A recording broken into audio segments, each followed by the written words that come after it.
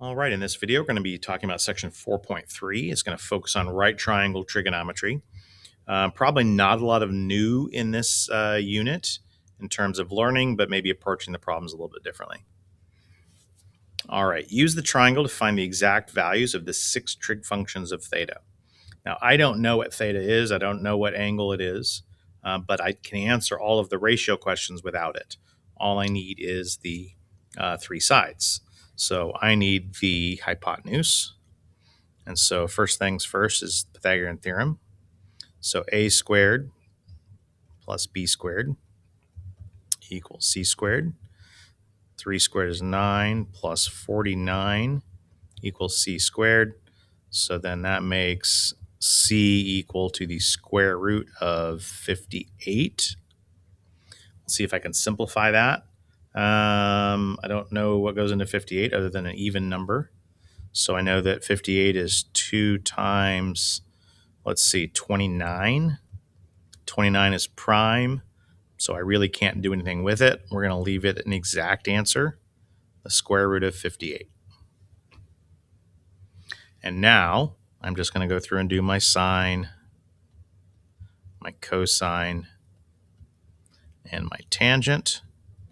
And then I'll flip them all over to get my cosecant, secant, and cotangent.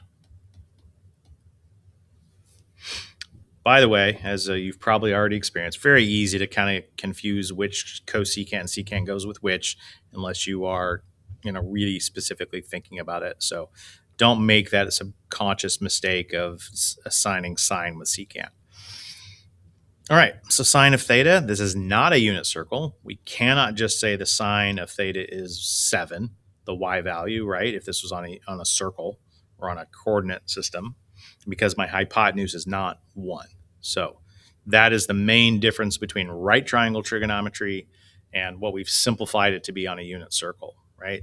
Unit circle, there's some shortcuts, but it comes from what we're doing right here. And our hypotenuse is not 1. So we have to rationalize. So I'm going to do this in my head. So the answer is obviously 7 over root 58. So I've got to rationalize root 58. So I'm going to get 7 root 58 over 58. Making sure that the number, the 7 and the 58 don't reduce. I know it doesn't based upon, I know the factors are 2 and 29. Cosine is going to be 3 over root 58, or rationalized.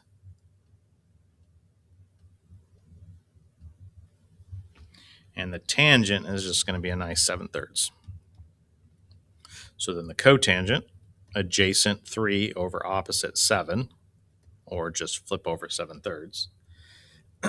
Secant, it's good to just kind of maybe start from scratch on secant instead of try to flip this over because we, again, just rationalized it.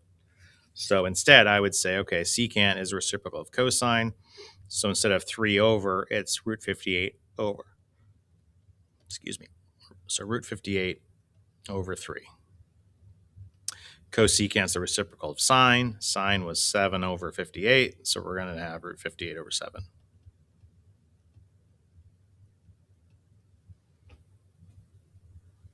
All right. Go ahead and try B on your own, please.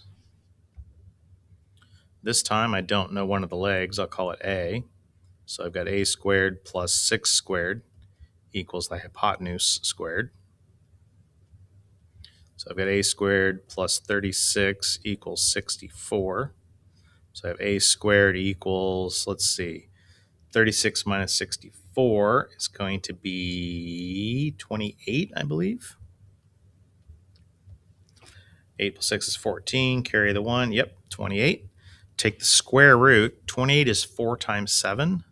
So this is going to end up being 2 root 7. So 2 root 7. So the sine of theta, pay attention to where theta is. Theta is up here. So the opposite is what we just found. 2 root 7 over 8.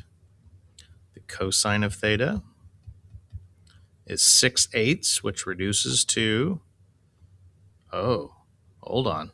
Be smart, Mr. Muller. That reduces root 7 over 4. Cosine of theta is going to be 2 root 7 over, I'm sorry, wrong angle, 6 over 8, which is 3 over 4. And the tangent of theta is opposite 2 root 7 over 6, which reduces to root 7 over 3. And now I will do the others. So the sine goes with cosecant. So I'm going to go back to here, I guess. It's going to be 8 over 2 root 7, which is going to be 4 over root 7, which is going to be 4 root 7 over 7.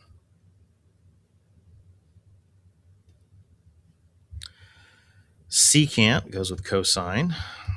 So that ended up being 3/4. So I know my answer is going to be 4/3. And the cotangent, I'm going to flip over and get 3 over root 7, which would end up being 3 root 7 over 7. All right, let's keep going. Another warm-up question here. If the angle that we're looking for, and we're looking for an angle right now, is between 0 and 2 pi, find all angles that satisfy the given question. So what angle has a sine of 1/2? Well, if we think unit circle, then what I'm asking you is simply, where are all the points where the y value, because sine goes with y value, is 1/2? So we are talking about these 2 points right here. And a little bit of thinking should help us figure out, like, oh, that's one of our known ones. That's going to be a 30-degree angle. A 30-degree angle has a sine of 1/2, but it's not just going to be 30 degrees or pi over 6. It's going to be pi over 6 in quadrant 1, but it's also going to be whatever this angle is that has pi over 6 as a reference angle in quadrant 2. And that would be, of course, 5 pi over 6. Those are the only 2 angles once around a circle between 0 and 2 pi that have a sine of 1/2. Part B. What angle between 0 and 2 pi has a secant that's undefined? So if you have a secant that's undefined, what does that tell us? Well, why would secant be undefined? It would be undefined if you had 0 in the denominator. So we know that secant of theta is the reciprocal of what? 1 over the cosine of theta. So what we really want to know is if this whole thing is undefined, it's because it has a 0 down here. So we need to figure out, when does cosine equal 0? Cosine is the x value. The x value is going to be 0 right here and right there. Pi over 2 and 3 pi over 2. Because this is the point 0, -1, and this is the point 0, 1. Cosine is the x value, and so then that makes cosine 0. Therefore, the reciprocal of 0 would be undefined. So the answer would be pi over 2 and 3 pi over 2.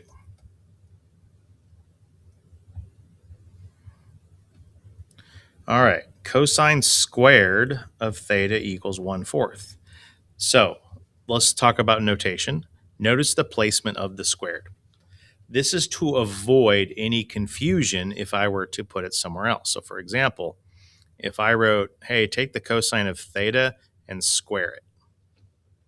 Now, it really looks like you're squaring just the angle theta versus what I really want you to be doing, which is squaring the answer to the cosine of theta. So in other words, to avoid using parentheses, this is what we write instead of maybe this.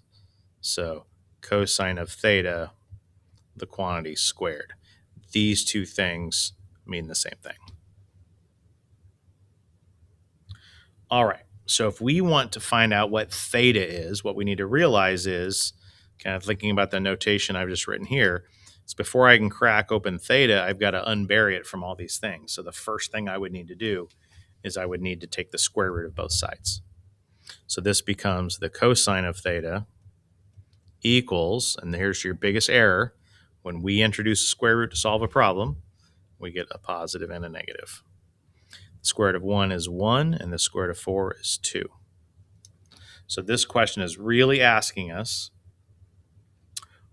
what angle has a cosine of positive a half and negative a half.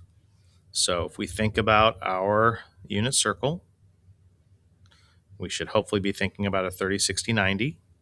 If cosine is a half, that means we're only halfway over. That means we're looking at the 60-degree angle here. And cosine is positive here. Cosine is also positive down here. It's negative over here, and it's negative over here. So we are looking for all four of those instances. So what angles are we talking about? We're talking about a 60-degree angle or a pi over 3. So pi over 3, the cosine is a half. 2 pi over 3, the cosine is negative a half. 4 pi over 3, it's negative a half. And then 5 pi over 3 is positive a half. Taking the square root of tangent squared of theta, so I introduce the square root, so I get the tangent of theta is equal to positive or negative 1. Whenever your tangent is 1, you know you're dealing with a 45-degree angle. So I'm looking at a 45-degree angle in each of the four quadrants. So that means my answer is pi over 4, 3 pi over 4, 5 pi over 4, and 7 pi over 4. So how did I get that? Because I know that in a 45-45 triangle, the two legs are the same. And so that tells me that whether it's root 2 over 2 or 1 over 1, it doesn't matter. Your x and y are the same amount. And so your tangent of that angle is 1. All right. Let's keep rolling here. Just a quick reminder. Let's have you go through and write down all of our trig functions from memory. So we've got our standard trig functions. They're just called trig functions. So sine is, of course, opposite over hypotenuse. Cosine is adjacent over hypotenuse. And tangent of theta is opposite over adjacent. So those are your trig functions. Your reciprocal identities, these are your reciprocal trig functions. Cosecant is simply going to be thinking of either 1 over sine of theta or hypotenuse over opposite. Secant is 1 over cosine of theta, which of course is hypotenuse over adjacent. And then cotangent reciprocal is 1 over tangent of theta, which is adjacent over opposite. And then we have what's known as our quotient identities. So it's just another way of thinking about tangent. So we had talked in the last unit that tangent is the y over the x, the opposite, right? So in a unit circle, let's just kind of talk about this real quick. If we're on a unit circle, then we have the x and a y value. And we said the sine is equal to y and the cosine is equal to x. Which means when I say and look at this, the tangent of theta is the opposite y over x, I could also call it sine over cosine. And the cotangent is adjacent over opposite, which is x over y, but x is cosine and y is sine. So those are all the different ways we can talk about tangent, right?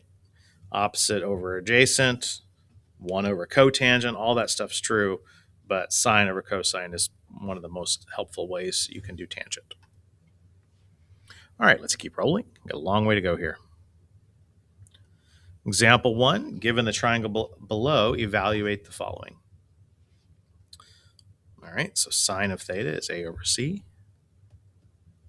Cosine is b over c. Tangent of theta is a over b.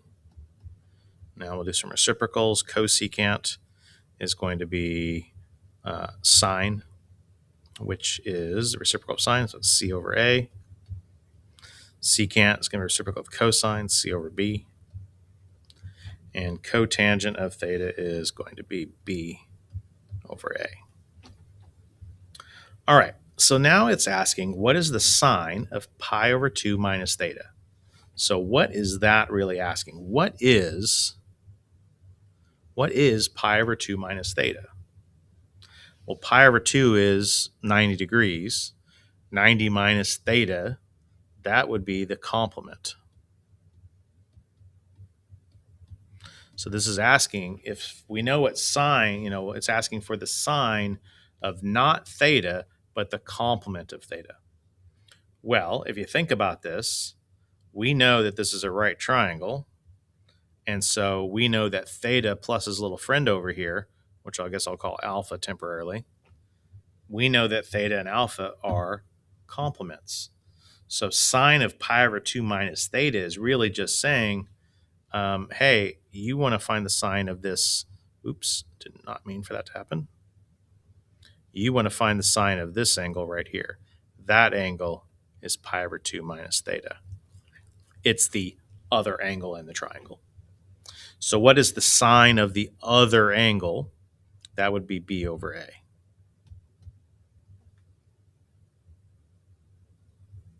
Nope, it would not.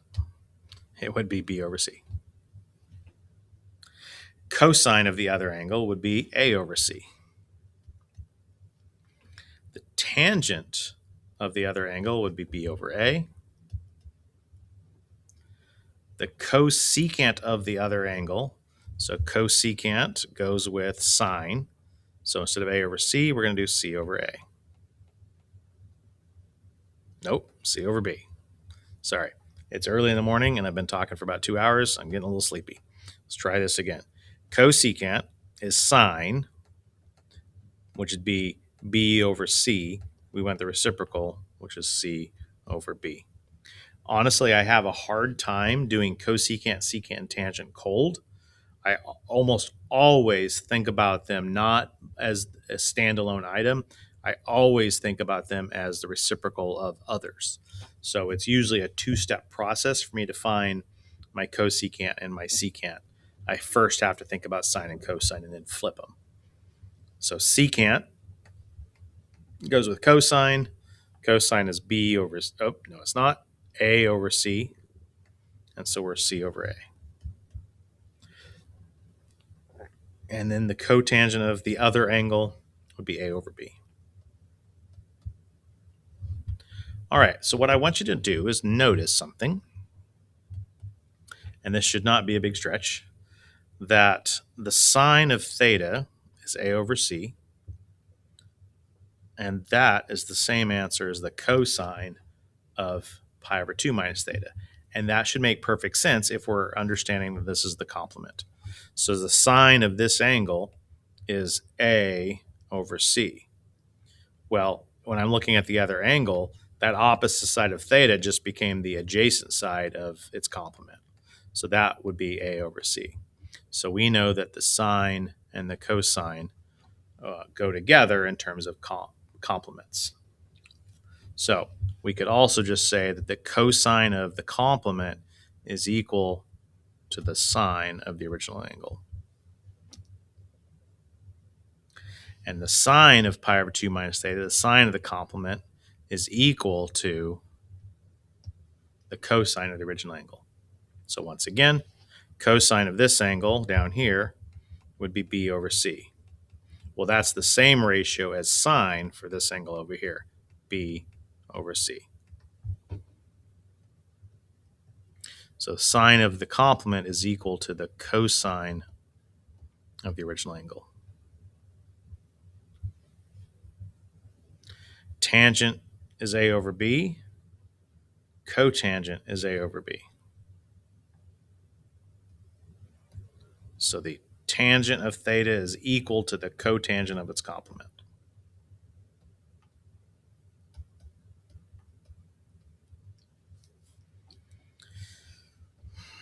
And b over a and b over a, that makes sense, that the cotangent of the angle is the cotangent. The cotangent is the tangent of the complement. So this is equal to the cotangent of theta.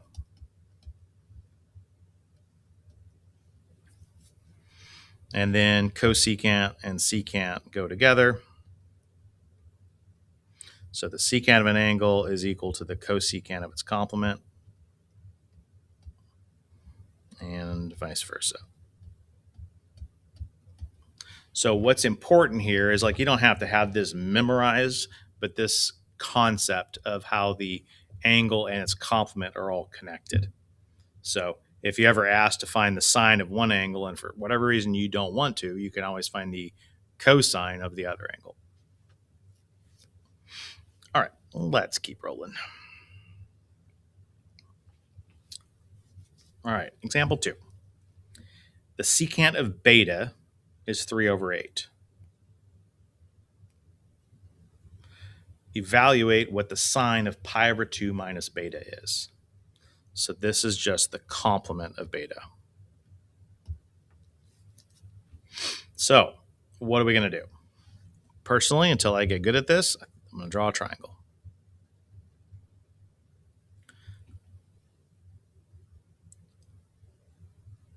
And I'm sitting here and I'm stopping for a minute.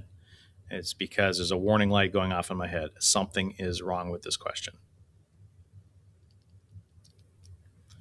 What is wrong with this question? See if you can place it. If this is beta, then what I'm telling you is that the secant of beta is 3 over 8, or the hypotenuse would have to be 3, and the adjacent side would have to be 8. And that poses a problem because the hypotenuse has to be the longest side of the triangle. So this triangle is not really a triangle. This does not form a triangle. Whatever's going on with this problem, there is no way to actually solve it. Now, the premise of the question we could still kind of play with. The answer is not going to make any sense, but let's play with it. So pretending this could be a real triangle, do we need to find this side over here and do all that work? I don't know. Let's look what it's asking.